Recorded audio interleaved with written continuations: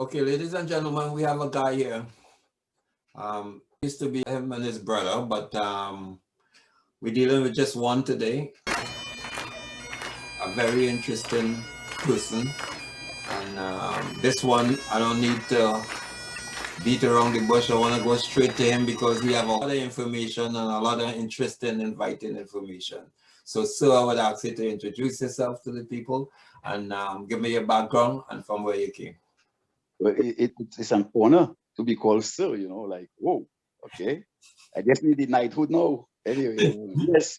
Well, I'm Trevor Bertrand, originally from Dominica. Always a sports person. My first passion was cricket. I think I had a serious talent for cricket until I had an accident in 1972. As a matter of fact, one of the guys that I played cricket with in Jamaica, we used to, from school, they called both of us to play first division.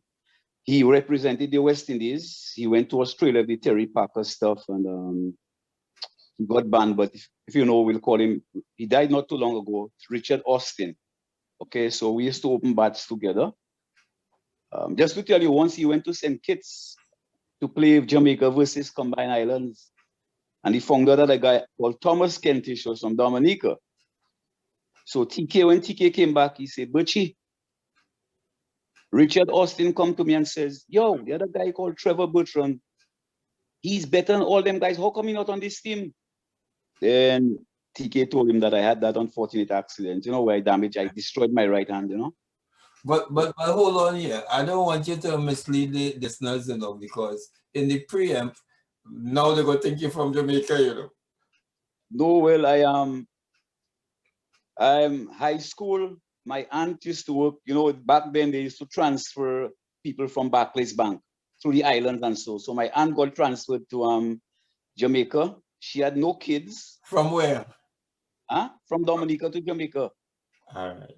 So she wanted a companion. So they asked my father, and I was the victim.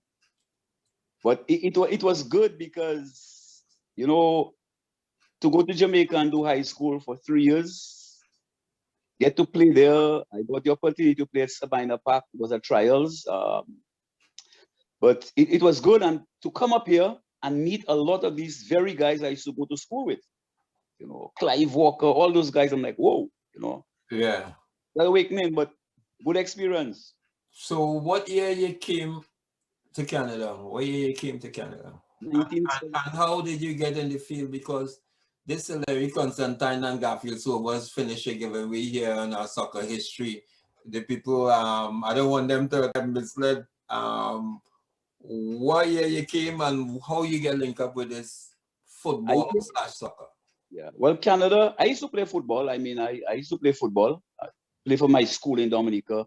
I played for, Goodwill Runners. I played for a team we call it Gutter Crowns, all in the Premier Division. So I played at home, but I say basically most sportsmen in the islands play 2-3 sports, okay?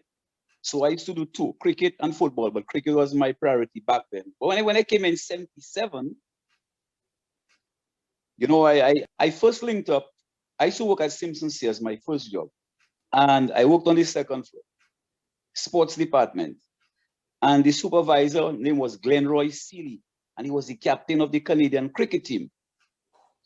So I give him my history, and this man says, come out to the tryouts. I have no car, nothing. So he used to pick me up. Him and a guy that also played for Canada, another Belgian called Richard Moore, was the police. All right. So the team was Dover Court. And when I came here, I started playing cricket with these guys. My hand was way, way better. So one day I told Silly, I'm done with that because I cannot stay 2 days in the sun no more. I'm gonna play my football. He tell me, you're crazy. He said, they're watching me on the Canadian team. I says, no, I done with that. Because we used to go down to King City, Sunnybrook, and all these places. I had no rights, so those things. But football was my real passion, which I started with We United up here. Okay. So how you got linked with where's this big link with we now? Because ladies and gentlemen, this guy is a face in the winning tradition here. And all that cricket, you're gonna hear how he's gonna unleash this on you guys. So How you get hooked up with we? Well, George Carrington, when he heard I came up, he invited me to come down. So the first time I went down there, I was a spectator. And I was in a league down, industrial league at Highway 10 and Lakeshore in Mississauga, where most of the players were offsets from Emeralds, Bramley Thistle, Bramley United, and these guys. They had an Italian team mixed with guys from Monteleone and Sora Lazio. So it was a real top league, a real tough league. So I started with that thing. And that's where we used to play. As I said, until one day I went to Scarborough and I started talking to some guys and they says, yo, why don't you join our team? Second division, Arawax. I'm saying with Arawax is where the door opened for me, okay? Okay. That door opened because then there was a Portuguese team that was in the second division who were getting promoted, okay, not to Premier, but to first, all right?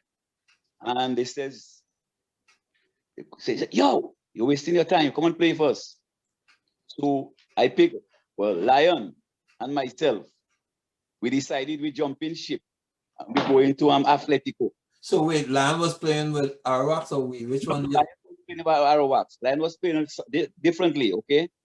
I'm not sure where he was playing, but I called him and I said, let's join that team. So both of us played for Atletico in the early times, yeah. But to be quite honest, so I used to do Atletico, play We United in the North York League. Then We United also played in the Contrast League, okay? And that was competitive. That I used to enjoy that. Like most of us, I used to look forward to Saturdays to going up there and playing my football in my community, you know, and try to do what I do best. But you're playing some big teams too, you know, because I think the contrast was open to the big guns too, right? Or it had divisions at that time. No, man, we play the big guns, because, yeah, we play the big guns. Yeah, so as I said, with these guys, then I met up with Desmond Ewhurst. Desmond was an Irie man too. And Desi said, well, let's go play in the Premier Division. I said, well, I don't think I can make that standard too high for me. He said, you're talking crap. We brought me to a team called Chicharo. So I played a year with Chicharo. And with Chicharo, we played against Irie. Irie was inside there. Yeah. Irie was inside there. You know, I remember Midget. I say, look at that man, boy, you have a left foot just like me, boy. It's two lefties that there, you know. So I remember you was, to get wrong, we used to try to get wrong tall man in the back with speed. Okay, because there's no way you're gonna beat that man in the air. All right? Right. So you have to beat him on the ground. And you have to and not too close. Not too close, because that extension, he's gonna take the ball from you. Every time, you know. Yeah. But you know, back then, be honest with you, man, I don't know why I didn't come across, but then I went to a team called Lusitania, Portuguese team based on Ossington Avenue. Well, hold on, stop right there. You will be forming your own league after all these teams. Yeah, well, why? Yeah, Lusitania was the that's why I spent my whole time in the Premier Division in Lusitania. After that, I stayed there because the treatment was royal. I brought Lion across. I brought Birds across, all right? And as a matter of fact, I'll give you a joke, Midget. When they asked me for a keeper, left that Premier team used to play is Brampton. Brampton. He left them and come with you? He came to Lusitania. But the guy told me they needed a keeper, right? I know George. I know what this man can do. So I told him, well, okay, well, George will come. But George worked construction. He drive heavy equipment, Caterpillar. So it's a big clubhouse those guys had on Ossington Avenue, Ossington and Queen. So we still practice in the Christie Pits. And, George came in, and George walking up there late with his construction boots and his gabs. The captain Zaizin, he looked at me, he says, I asked you for a goalkeeper, not a construction worker. So, buddy, there's another team, and you remember them, another Portuguese team in the Premier Division called Academica. Oh my God. No, don't say you played for them. No, I didn't. They were that's our rivals. Oh, okay. Portuguese, you know? I remember Academical. Yeah, man. So Birds had a game at Victoria Park in Brampton against Academica, their home game, and the place is full. Portuguese playing Portuguese. And this man put on a display, okay? A showcase. The guy comes to me and says, "Where did you get him?" Yeah, but could fly, you know, man, for a sizable guy, you know. Never seen a man like that that can move the ball. That size, that can fly like that. Yeah, he can fly. Yeah, but I did this. I also played with I played in the Italian second division with a team called Insula Roma. Okay, and these guys were pretty good. Met a lot of guys that moved on. Well, hold on here. The public would want to know, seeing that you're calling, bouncing all these teams. What causing you to change team? Is it based on demand, or just it's less interesting to you, or you're making friends along the way and somebody whisper in your ears and say, come with my team, or whatever, you know? Passion, man. I wanted to play. I wanted to play all the time. So I used to do 2 games on Saturday, because we United used to play in the North York League, okay? Which is basically early mornings, 9 o'clock. So after that, we're looking for a team in the afternoon. And Sunday, we're looking for the Sunday game. So, be honest, Midget, I played for a lot of teams. I mean, you know that I was based with Caribbean United too. Right. I know. I mean, the thing is, and you have to cover all these things because we have to get to your executive position, and you still have Caribbean United, which I saw you guys won a lot. Did you play with Upsetters or no? I played with Upsetters with Donovan for years too. Jimmy, all of us, beautiful team. You know, Gary, everybody. So I played with I actually did a year with Mobile United and Junior Groves. So your body hurting you right now? Just talking about it or no? Well, the left knee gave me some problems. I'll tell you, to be the highest level that I played, and you did the interview with Julian King. Yeah. I watched the interviews and I call him back. I say, how could you ever forget that? He said, if Midget talks to you, please bring it up. We played for a team called Chile Lindo. And that was one of the highest levels. So all the games were behind Dufferin Mall in Brockton Stadium. I remember that team too. So these guys used to get players from their country that plays the second and third division to come down, because it was a big gambling business. They betting on each other, heavy bets. And we played a final at Brock Stadium against Chile 79. And Junior Paul played for Chile 79. Okay, and they asked me I brought Jules. There was one guy, and Jules will reiterate that for you, I'll tell you. There's one guy on the team we had who actually played in the World Cup for Chile. All right, a midfielder. But he was like in his like 37 down there, okay? He wasn't like the 20s, okay? Yeah. The guy was. But that's still good though. It was very good. And Julian says, how could I ever forget? I said, Julian said, my Trevor, that's the best. I said, but that's the highest level we play, because those guys are all coming from leagues in Chile and Ecuador and those places, okay? And that was I think that was the next to the Premier Division. That was kind of the highest level I ever played here. They call Julian Julio, because Julio. Yeah. Because the J in the Spanish is Julio, yeah. That place used to be packed. You know, Brock Stadium, right behind the spring. Yeah. That place used to be full. So what was left for the community ball now? Because even with we and these guys, did you ever have a touch of the IRE tournament But you play with the contrast, and you played for who you played for in the contrast? Arawa? We United played in We the contract. United. Okay. You ever played Flemington? No, I didn't play Flemington, but I was there every Sunday.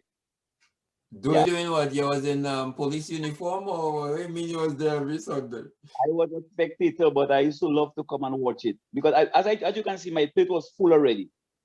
Yeah. You know, and I look at the teams there. You know, look at Barry. As a matter of fact, just to let you know, me and Barry used to coach together. Right, Hackett? Hackett, yeah. Yeah. Barry and myself coached together, and when he left to go, I think he went to the States. Yeah. I took over the team for him. We coached North York Hearts together, and that was in '91.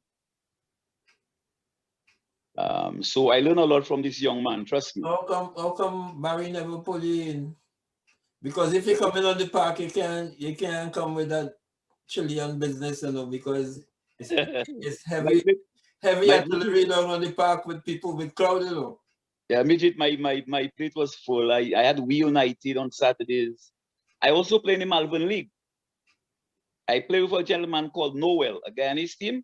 That's Malvern. You play with Malvern then? Yeah. And then the Malvern picked a team. They picked an all-star team, and we had a tour in Guyana in 1992. All right. At least you brought it up. I think I heard that before, but nobody brought it up on the circuit. Yeah, we had a tour. We went to Guyana to play some football for almost 3 weeks. How was it? It was fantastic. You know, we obviously it wasn't the young guys, it's middle-aged guys, but I mean they had the best of the Guyanese, all the ex-national players in their 30s and stuff like that. And we had a number of games, you know, which was very good.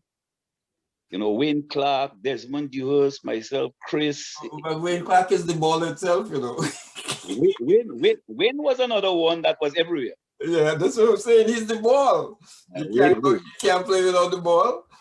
Wayne, yeah. You know, also in the Masters League, I play with ballers. That's where I started with ballers. Under Barry? Yes, exactly. Yeah. Okay.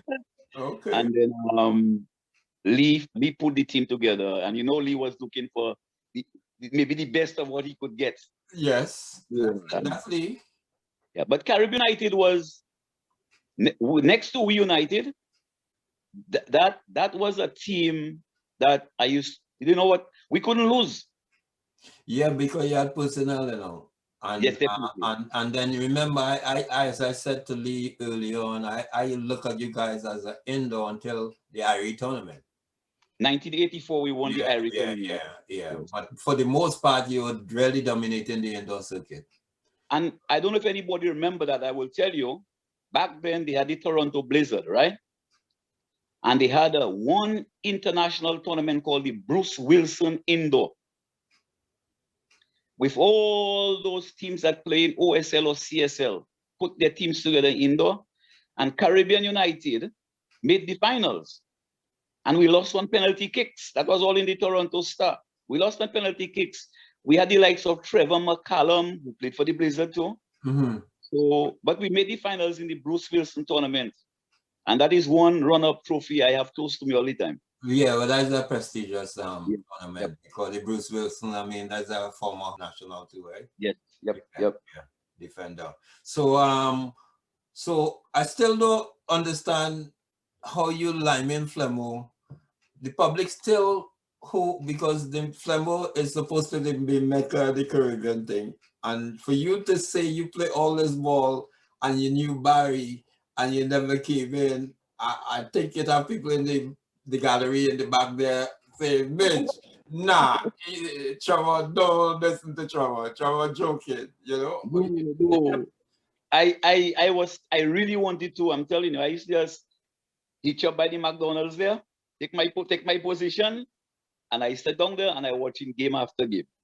But the rivalry, Trev, somebody might think, boy, we need a little help or whatever, because it's a serious thing, you know, man don't want to lose on the park, you know. So somebody could have said, Trev, you know, what about them flower birds? Come on, give me a pull out now. Well, I think Wayne Clark is the one that tried to get me in that. Yeah, because he was with Hawks. I think Wayne played Yes, with Hawks sometime, yeah. right? Well, we used to Hawks. Hawks was also in the I think in the TND. Yes. Yes, because they had the likes of what's his name, man? It turned out to be a big team. That was a big team. Yeah. That was a big team. One year Yeah. they were like a grease machine. One year they were kind of unstoppable. They clean up. They clean up. Yeah, I remember. yeah, they Yeah, were they clean up. unstoppable. They blame the TND. Yeah, but in the TND they were D Hawks. Yeah, D Hawks. Yeah, they were D D-Hawks. Hawks in the TND. But Yeah, so you resist that temptation, but you went and played in Malvern. All right. So I played Melbourne.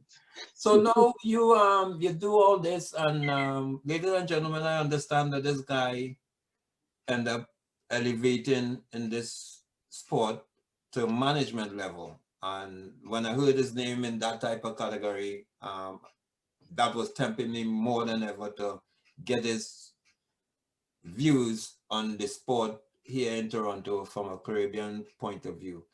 You end up going up into the executive thing, president of some organization, but how did you get into the youth program? Well, after a number of years and playing 4 games on a weekend, like no sons, only daughters, I decided, you know what, I have to get one of those kids into football. So in 92, my daughter was born. So by 97, 4 years old, 4 years, I think 98, I started, as I said, in the early 90s, I was with Barry and North York Hearts, all right, coaching boys. And then I started with Kira, was her name. And I started doing house league, no intentions. And then as Kira got older, they had the coach for the what do you call it, the competitive team. And I used to go there, bring her. And one day I did a session based on just my experience. I never had any coaching courses, just my experience as a player and what these people used to do with me. And all the parents and the coach of the team was actually the director of competitive sports at North Mississauga Soccer Club. So after the first session, and I kicked some balls, all the parents came to me and says, why don't you coach the team? The parents and them saw you were quickened. I guess Yeah, the left foot kind of unique to her. unique like crazy, trust me. Yeah, you know, that everybody wished they had a left foot. Everybody wanted a left-footed player on their team. But the game need that. The game always needed that.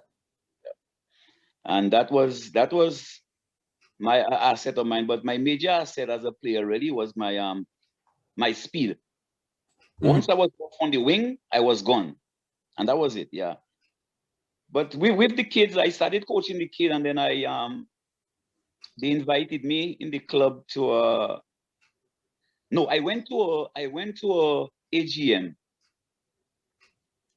And from the AGM, what they did, one of the guys just came up and says, we're going to nominate you for board membership. I'm like, what are you talking about, man? You know, so he says, no. And you know who that gentleman is? Who? His name is Alan Miller, who nominated me. And Alan Miller is the father of Liam Miller, who is on the Liverpool team and also on the Canadian national team now. So this is the guy that recommended me as a board member. Yep.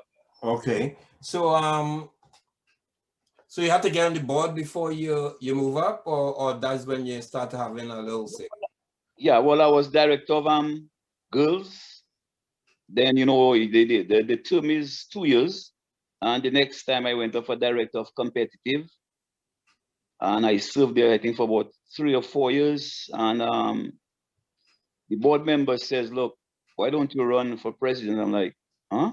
So within that time you dropped the coaching, or you still with your daughters and stuff, or Still coaching.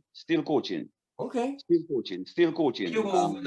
Were you moving up in the age group to stay with your daughters, or you were just dedicated to a certain? No, I moved up with the team. And then I moved up with the team. And then as I said, I got nominated and elected in 2010. And as a baller, I seen the people in those positions, and I didn't see growth in the club. And I was aggressive. and I got resistance. You can well imagine. And I'll also tell you, Midget, that the resistance, when you have a dreadlocks as president, that in itself was something else, okay? Yes. Okay. Yes. So there was a lot of pushback in the beginning, but I knew who I was. I was confident in myself, and I decided I'm going to change stuff and I'm going to do some radical changes in the club, all right? Mm-hmm. And I got a lot of opposition. I mean, I changed the logo, club logo, to what they have now. They didn't want to do it. I pushed ahead with my executive powers and I said, I'm getting somebody. When it came through, everybody loved it. I told them, I'm going to brand the club. So I got into Adidas. All right. And we got the Adidas kits. Then I tried to get good coaches into the club at the right age groups. Okay. Because a lot of coaches tend to want to take teams when they're 12, 13, 14. But I tried to get the guys to work with their teams from the lower ages, which they did. You know what? Yeah, and develop players properly. All right. In those years, the club from the pits rose to the best club. And we're talking North Mississauga now, right? North Mississauga Soccer Club, and its history, it's there. You know, I formed a little alliance with TFC. That time, I got to meet Stephen Caldwell. We had many meetings. Also, what's his name? He's the head of the technical program for Canada now, Stuart Neely. So I met with Stu, and the thing is that, well, Stu came to the club to have a meeting, and when he walked in front of the board, he says, "Oh my God, Trevor Bertrand, do I know him well?" The guys there, you know him? He says, "Well, I played football with a team called Emerald, and I know this guy very well." All right. Because Stuart used to play with Emerald, all right? And Emerald, you know, was a team that you can't beat them in the air. Solid team in the air, man. Big Solid guys, man. You cannot beat those guys in the air, man. And anyway, so Stuart, we had a little alliance with TFC. I mean, I think it's still going. So I put everything together, set up a program, and I'm telling you that I'm one of the few, or maybe the only one who did it at the time. I put paperwork together. We put a manual, what we wanted to accomplish in 3 years and how we're going to do it step by step. And we printed that. I gave it to the members. Okay, I set up a program where parents shouldn't be interfering with players. They called me at CBC. We went in, I did an interview with CBC Live. Then the Toronto Star came and I took them to the fields. We call it Week of Silence, where parents weren't allowed to speak to their children and shout and tell them, run, run, run, kick the ball, trying to get away from that, okay? Yeah. So, yeah, I did that interview with CBC. Then Toronto Star came up to Mississauga and I took them to the house, the games to observe the Week of Silence because, you know, different age groups play on different days. So we in front, they have a nice article they wrote, which I kept these things obviously. Not as much as a lion called History Bus. Yeah. But I really, I think I brought the club to the heights, really the pinnacle. We had a lot of, at the time we had Rick Titus was on the board with me as the director of competitive. So we had good ideas, you know, like soccer minds, if you know what I mean. Yeah, like Rick was really with North Miss too. Yeah. Are you trying to tell us that all good things come to an end? Yeah, well, you know, in clubs is like governments. It becomes political, all right? And there was a group of gentlemen that came. So, okay, just to let you know also, I decided that when the OPDL started, I decided not to enter the first year. I told them we have to observe what's going on. That's too new, you know, to get rid of the OYSL. Kind of drastic too. It was kind of drastic. Yeah, it was drastic. From OYSL into that OPDL, we didn't. So I made the firm decision with the board that we're not entering that until year 2, all right? When they at least work out some of the kinks. And the next year, they came up with the League One. So I approached Dino Rossi and I says, look, man, we would like to get a team in, but I think the most appropriate team is the team that I coach. That's my second daughter's team, okay? Just to let you know that my second daughter, we had a dynasty. We were always rated way down. They had the Brams United and the Burlingtons and the Oakvilles, and everybody bypassed us. I took girls from the house league and I trained them. And I says, let me tell you, if you believe, nobody can take that away from you. If you're a team, we are power. I got rid of parents that had superstars on the team. Midget, as a youth team, you have 3 chances to go to the national titles. Only 3, all right? Out of the 3 in Ontario, we've been there twice. We beat Brampton, we made 10 provincial players, okay? And pure tactical game, I played with those guys, all right? We beat Brams, we beat all the guys. We went to the nationals in Newfoundland in 2011. We got depleted because injuries, but anyhow, we lost in the finals 2-1 to Ottawa. And in 2014, we went back to the nationals in Vancouver. And we cleaned everybody. They scored 2 goals in the first game, and nobody touched the back of the net after that. Wow. So we won the gold medal in Vancouver, and we got the silver in Newfoundland. What year you won the silver and what year you won the gold? We won the silver in 2011. That was in Newfoundland. And in 2014, we won the gold medal in Vancouver. In 2015, the city of Mississauga voted the team the best amateur team in the city of Mississauga. So I have that plaque. Yeah, that's good stats. That's good stats. That's transformation. Yeah. Also, so those girls, we decided, okay, we're going to League One, and the club, it says, and we'll use those girls as the experiment, and we'll bring in the boys who Rick coached the year after. It worked well because the first year of League One, these same girls, we won the League One Cup. And then that same year, those girls were like me. We also played in the under-21 provincial, and we won it. We took it from Burlington. What under 21? So how old were they then? They were 17. That's peaking there now. Oh yes, they were 17. Yes, they were 17. Because 17. That's the age where they play the because Ontario sends their 17-year-olds to the 18-year-old Ontario Cup, okay? Because of university kids going to university. So that's what happened. So that's what we did. We won the League One. We got the 2 teams in, only club, and still maybe the only club in Peel with League One teams. Up to this day, Dixie doesn't have one, Erin Mills doesn't have, Brampton doesn't have, Burlington doesn't have. Oakville doesn't have? Oakville does not have a League One team. Well, no, Oakville does. They have the Blue Devils, yes. So they have now, both men and women. Yes, they do. Wow, Trev. So what happened? Are you still there? No, I'm not. After when it started becoming political, and I think so for a number of reasons, and I don't say that with any recourse, because I heard a lot of stuff.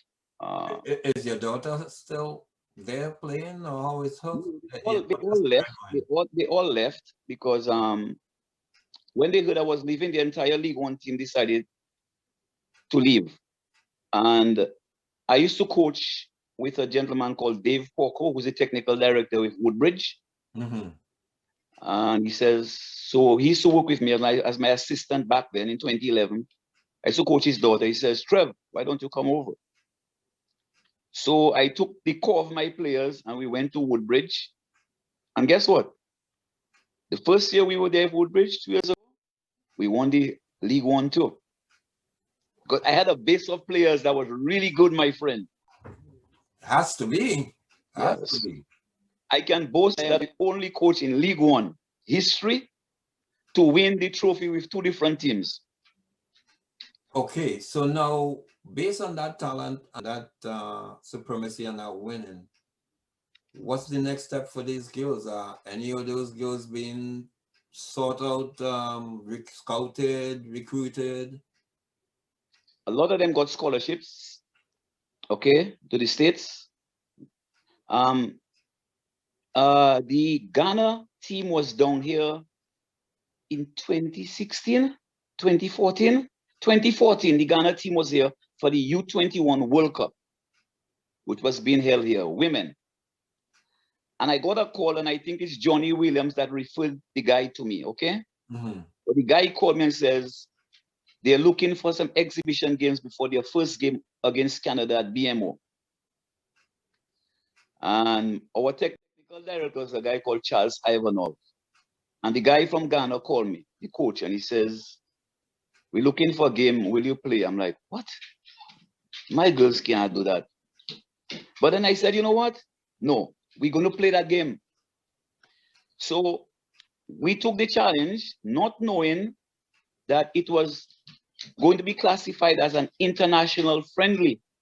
So the OSA told us, yes, the OSA called me and told me we cannot play it like that. Then they gave us some forms. We had to sign forms for CONCACAF. And additionally, the OSA picked Canadian referees and linesmen to do the game. It was at the Hershey Center. Okay, so they had official lines and an official Canadian referee do the game against the Ghana team. They allowed us to make changes freely, no limit to the changes, all right? Mm-hmm. You know what? We tied those guys 1-1. That's the same girls. And we had them 1-0 up to the 86th minute. They scored a free kick, all right? So the Ghana coach said to me, how many of these girls I'm going to face next week? I said, not one of them on the Canadian team. He says, you're kidding me. He says, none? I said, no. He said, that tall girl? I said, no, none of them. He couldn't understand it.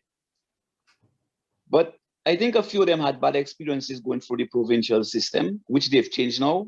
Mm-hmm. And they've walked out on it, inclusive of my daughter. But what I can say for these girls is that a lot of them got scholarships to D1 schools, like the majority of them. Yep. Good. That's because we know, and so you heard about this Black Coaches of Canada business that's under Paul Martin that's supposed to be surfacing or whatever. I don't know where it's going. It's a good thing. Hopefully there's unity in that, and there's broad support, because my fear is if we're gonna go pushing black, if we're gonna hit that shot here in Canada, be in this community a while. That big shot that we can't go in with one bullet. Part of that. Failure shouldn't be an option. Yeah, the key, I think one of the keys to that is going to be unity and transparency. And if we can have unity and transparency from the people that we have, Paul Martin and Jennifer and these guys on the executive, we're going to need transparency and we got to unite. I mean, I looked at the base. There are a lot of Black coaches from across Canada who have joined. So it's a good base. I think there's a meeting coming up, a Zoom meeting coming up. I was on the first one. I'll definitely be attending this. I'm zooming into the second one. I mean, I'm one of the elder statesmen. Paul and these guys are young. I mean, you know his dad well. And so these are the younger guys. You know? I mean, even Dwayne, when I meet Dwayne, I say, Dwayne, you used to come to watch your father play for Kenders as a little boy with your brother.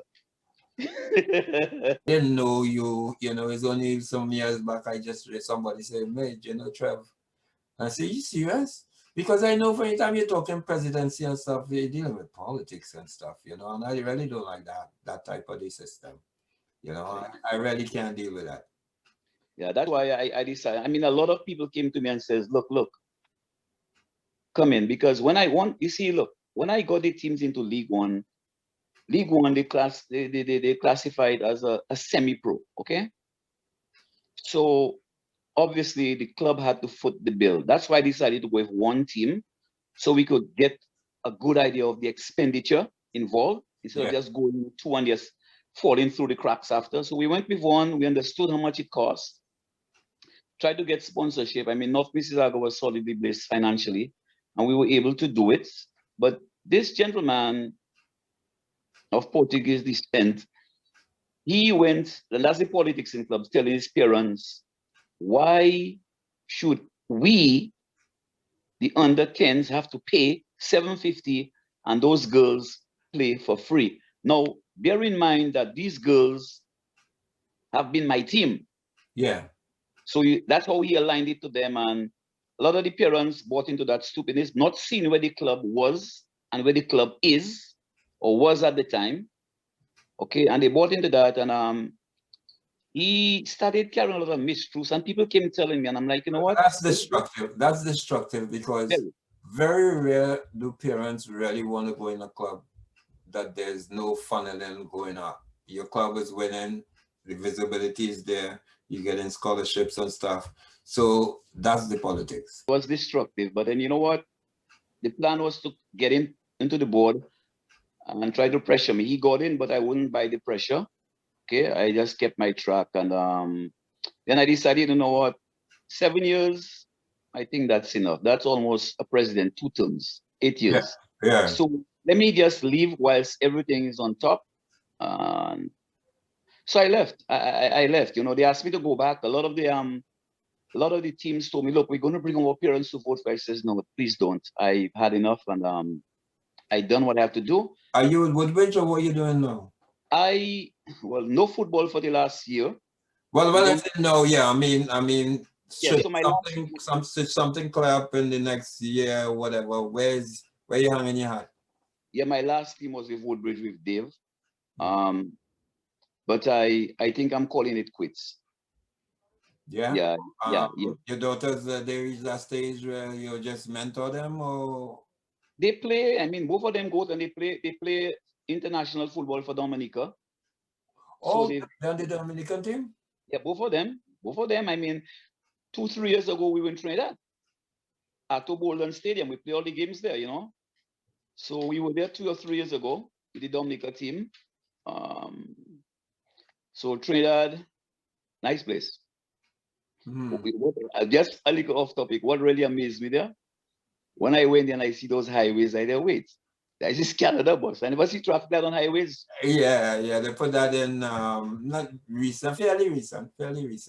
So, Trevor, I want to thank you for giving me the information, your time. I'm proud of the fact that you reach executive level, not only reaching there, actually succeeding, getting results, and getting our young people scholarships and stuff. And I think the community will be pleased to know that we have other people in the community who did this work behind the scene, and it should be revealed. Thank you.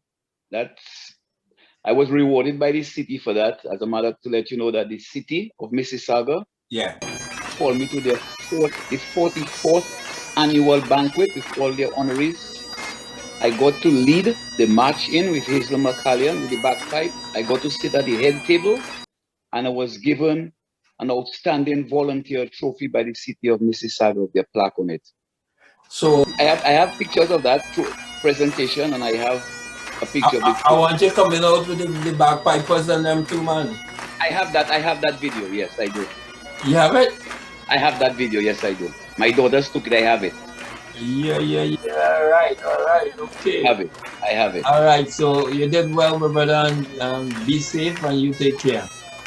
All the best. You keep on doing what you're doing, because as a community, we need that kind of exposure. And again, I will say it again, we need transparency and the disbursement of responsibilities to all the little groups, you know. That's the best. Yep.